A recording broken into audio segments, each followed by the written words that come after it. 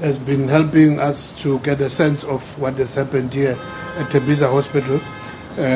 As you know, that there was the first major fire which led to the destruction here, the accident and emergency on Saturday evening. And of course, early this morning, we then got the report that there was a second fire. And that's why we felt that, this is a serious enough matter that from the National Department, we need to come and see for ourselves, get a briefing in terms of what could have led to this, and how is the hospital coping, how is the province, managing, and so that going forward we can be able to work together to see how we can alleviate, the pressure in terms of the frustration, obviously, of the users of this hospital. Now, in terms of the fire which happened on Saturday, as you'll be aware that it was finally contained.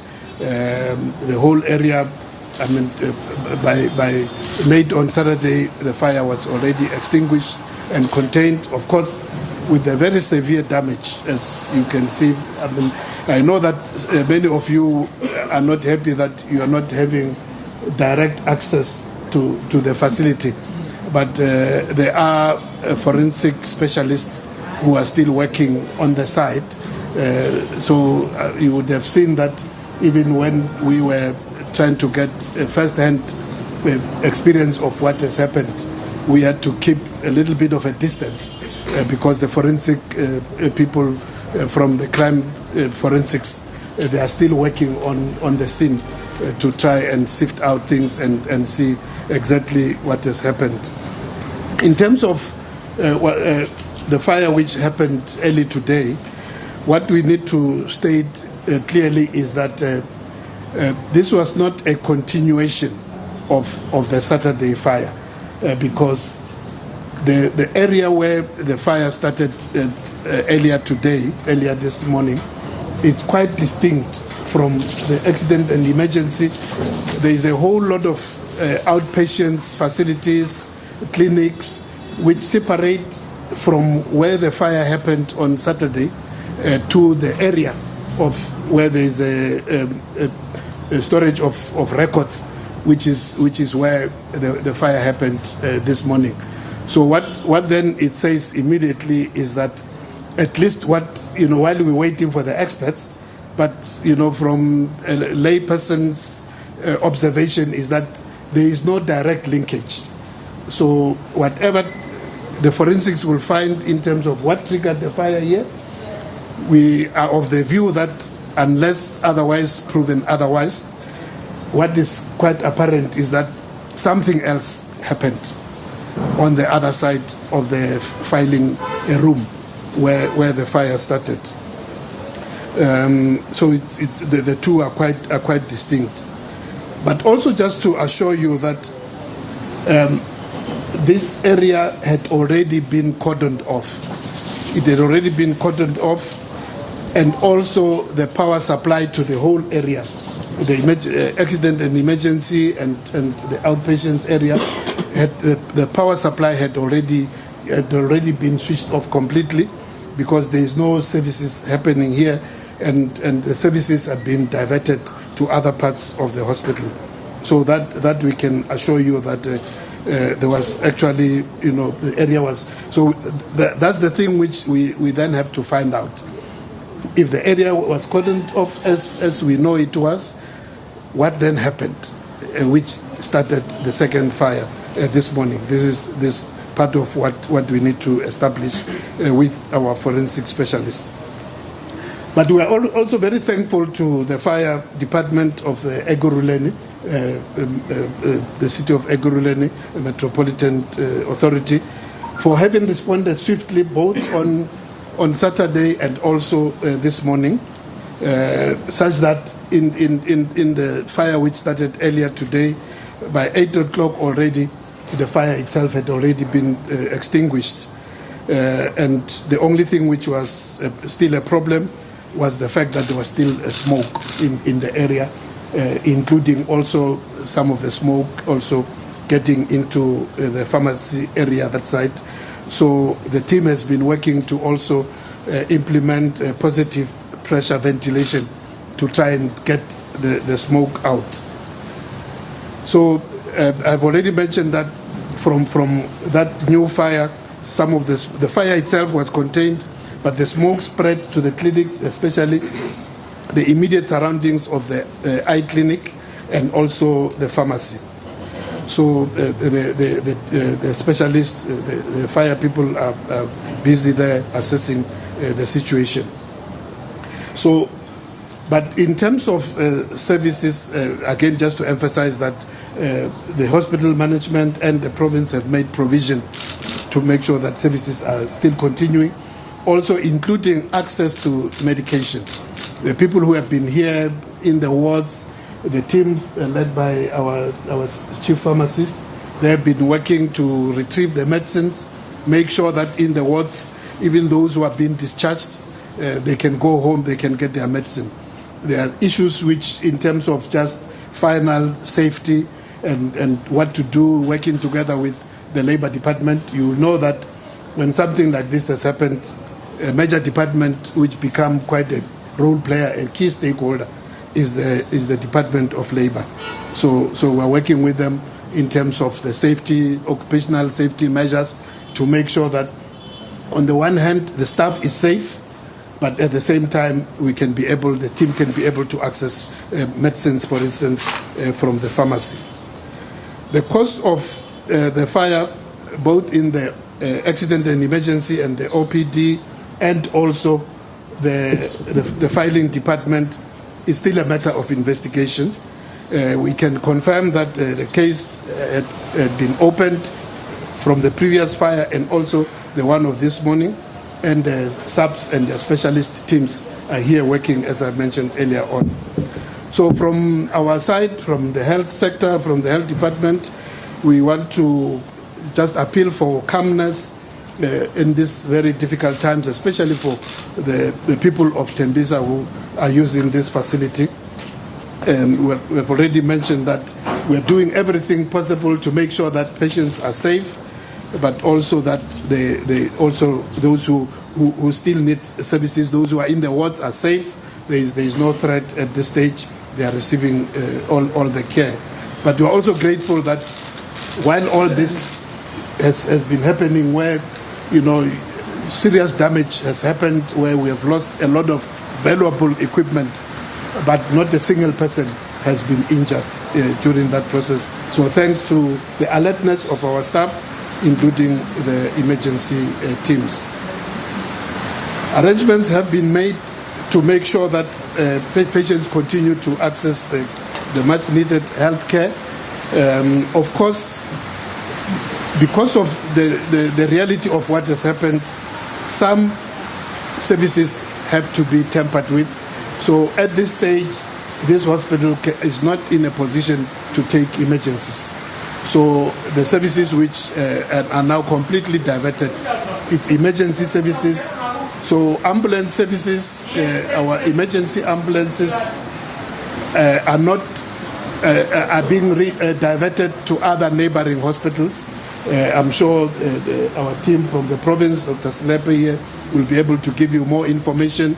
The hospitals like Tambo Memorial, hospitals like Edenvale, those are some of the hospitals which are now taking responsibility for the emergencies because it's not possible at this stage.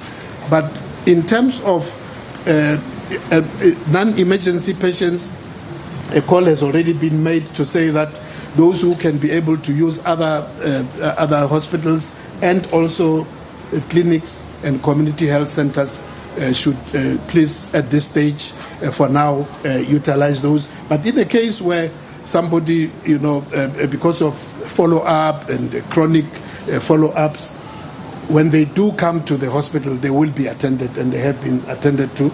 There might have been, we did get the indication that earlier in the day, when there was still some, rearrangement, there might have been a few people who left, who came and maybe found that there was a bit of disorder and left. But we want to say to the people of Tembisa and all those utilizing the facility that In the case where a person is not in a position to can utilize other facilities for one reason or another, because of, as I've said, it might be a condition which, is better managed if you are following up where you have been before, then in that case they will still be attended to. But people with new ailments which have just started, we will advise them in the meantime to use the other facilities. But I want to assure you that the management here, together with the provincial management, have definitely made sure that there are alternative, areas in terms of the clinics, the outpatients, which are not able to be accessed here. They've made those alternative arrangements. So, I think I've already mentioned about the diversion in terms of ambulances, and that we encourage people to use other facilities. But we also want to say that members of the community who have patients here in the hospital must know that visitation is still allowed. Those who have got relatives in the wards, they can still come. The normal visiting hours, which is from 14 hours to 16 hours, the advice is that they should use gate 4 to access during those times. So we want to assure people that visiting is still allowed. Lastly, we just want to say that an incident of this nature does attract a lot of attention and a lot of anxiety. Sometimes people are just keen to understand what is happening, but we want to appeal to community members in whatever formation, including those who might be through associations, political parties, and so on, to say, we understand your anxiety, we understand your worries in terms of wanting to understand the detail, but we're appealing to you that can you give some space? Can you please just give some space? The team from the hospital, from the province, and also from ourselves as the national department will do our best to keep updating in terms of what is happening, in terms of services, and what is it which can be accessed, and so on. In terms of issues about what caused the fire, all those issues, we leave those to the specialists, the forensics who are here. Let's not, speculate. As I said earlier on, the only thing we can draw at this stage is that the two, we don't see the link, although even that we leave to the specialists. We're just appealing to our leaders of various formations that if it's better if also, because we are in a political dispensation where there are various structures. At the local level, we have municipality, Ekurhuleni, Metro. At the provincial level, we have the provincial legislature. At the national level, we have the national legislature.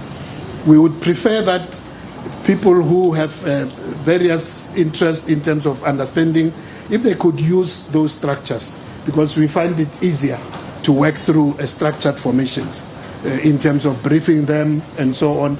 Otherwise, if every church group, every political party, every civic organization will be wanting to come here to come and see for themselves, then we're going to have disorder. So that's just the last matter which I want to appeal, including my colleagues in the political parties, that please just the briefing will be there, but if you can give space for the team in the hospital to look after the patients to the best they can, and the rest also leave to the SABs and their specialist teams, and they will keep us informed. Thank you very much. Thank you, Deputy Minister, for the update. I think what we're going to do, I did indicate that he's not alone. I'm going to allow questions as they come, maybe let's say 2 rounds or so. We raise our hands and then you indicate the media house you're coming from, then you pose your question. Then what we'll do, because the minister's not alone, I'll allow, if the question is more relevant in terms of operational, the COC, the COO, who's responsible for overall operations in the department, will also be able to assist in terms of providing further clarity. Because some questions might be very technical in nature that might require the officials to be able to do that. Can I maybe see by show of hands? I'll start from this side and move this way. In terms of hands, it's yourself at the back. Okay, 2, 3, 4, 5, 6, 7. I've got 7 hands for this round. If you can be brief to the point, so that then we allow. And if a question has been asked, we can then be able to indicate that that question has been asked. If I can start with you, you'll just introduce yourself and then the question that you are asking. Oh yes, from independent media. I just want to find out from the minister as well as from the province in terms of is the Department of Health not worried about the fires that seem to be putting up every now and then.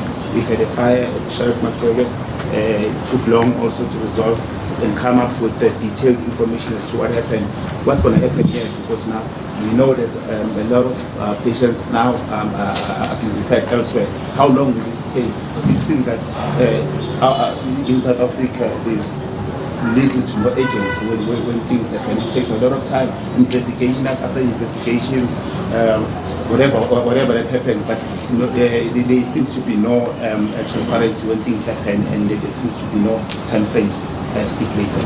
Okay, let me take the first 3, then I'll move to the first one, because I'll take the second 2, 3. Yes. Zola Shalana from News from Africa. So as my colleague has mentioned, that this is not the first time we see fires in public hospitals. In 2022, there was about 7 government hospitals. Charlotte McGregor was one of them. So I just want to understand, does this not, highlight issues of compliance with the hospitals? Perhaps you can just touch on that, please. Okay. Second, yes. Theodore Bashele from ENCA. Just in terms of the investigation side, I just wanted to find out what are we looking at in terms of are there surveillance in these hospitals? Is there surveillance? Is there CCTV footage? Is there something that the investigative team will look at in order to provide leads as to what could be the cause of the fires? Okay, let me put